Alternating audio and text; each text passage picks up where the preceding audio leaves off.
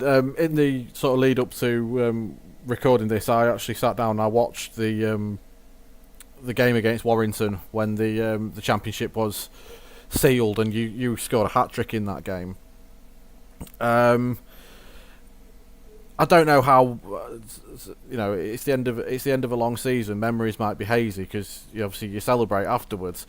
But if you can, just what was the atmosphere in Knowsley Road like that day? Was it one of expectation, or was it one of we've still got a job to do here? Let's make sure we get it done. There was a few nerves, I think more on the terraces, but the lads certainly weren't overconfident. But there was just a feeling that you start big. If we start big, nobody can handle us, because we were. I would have said we were the quickest team in the competition then. With loads of pace, and if we start fast, our skill levels, we push the envelope.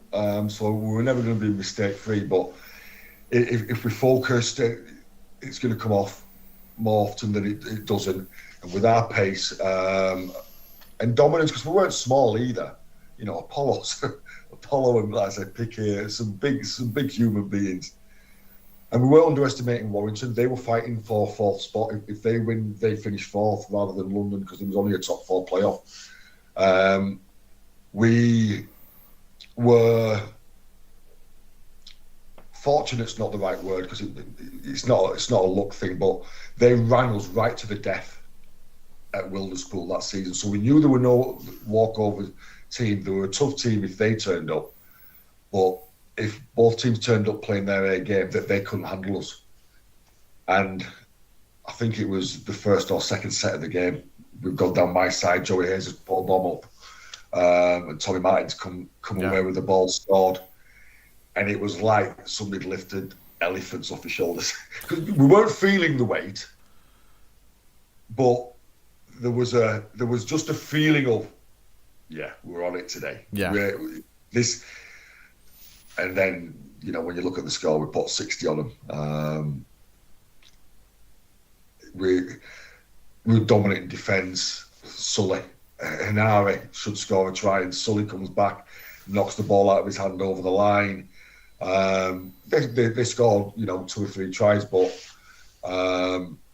we forced turnovers. I think one of my tries was an interception or a loose ball that had come free or what have you. And so we were dominant without the ball, with the ball.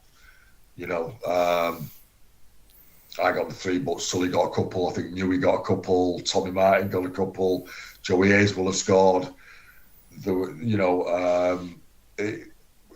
Our backs could finish. Our forwards could lay.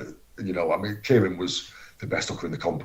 At the time. Jimmy Lawes came massively into the picture that season, and then obviously was fantastic the next year. But Kieran was a phenomenon. Bobby was an international halfback, so we had it everywhere. Big forwards, great dummy half, good halfbacks, and big, quick guys in the backs that could finish and enjoyed scoring.